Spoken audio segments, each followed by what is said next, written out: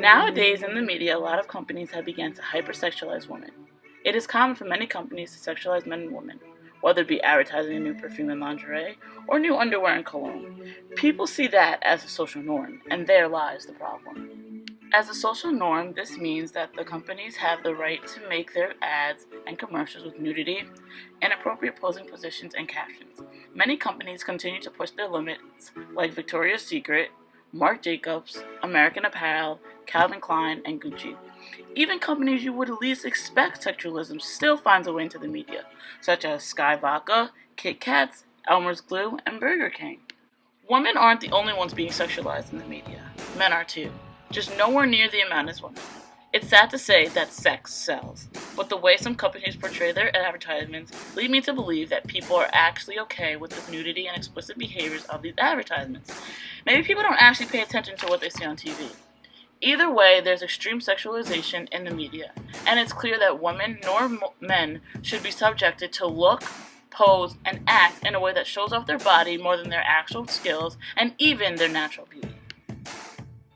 Here's a brief commercial that hypersexualizes women. Paris Hilton, a well-known model, actress, and singer, is portrayed for her body and looks rather than her acting ability. Some people even go as far as calling her a promiscuous woman. If you properly dissect this video and focus on the choreography of her movements, it is evident that this looks nothing like a burger commercial. I love Paris in the springtime.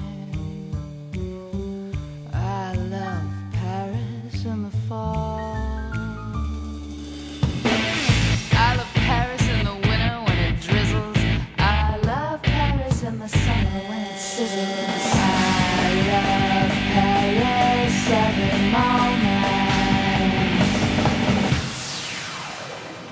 Commercials give women and girls an unrealistic view of their normal body image. When watching these ads, it makes some people feel that 0 is the only size, and you have to cake your face with makeup to be considered sexy. Now, with that said, I don't think there's anything wrong with girls that actually wear size 0 and girls who put on makeup. The problem is, companies enhance women's features by making them a few sizes smaller or with bigger bust and butt, completely changing what the model actually looks like. This is when what girls deem to be attractive and why cases of bulimia occur. Throughout the media, hypersexualization will occur. The fact of the matter is, it can and should be reduced. Commercials focused on food, clothing, commercials, candy, cars, and even video games have no need to use half-naked men and women to advertise for their commercials. It isn't necessary, and quite frankly, the sexualization occurs more in commercials like these. Companies shouldn't be using the excuse that sex sells to get their product to sell quicker. There are other ways to convince people to buy a product without any nudity.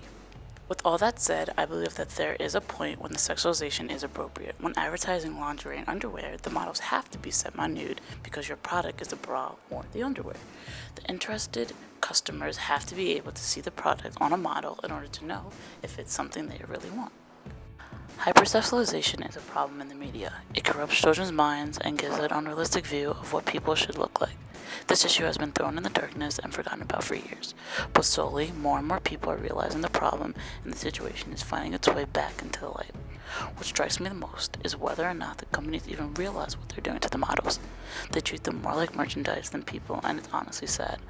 But if someone were to ask the man in charge, the person who gives orders to release the ads, how he or she would react if it was their child that was posing for a cologne bottle or burger company practically naked, I wonder if they would take a second look of how disturbing sexualization in the media actually is.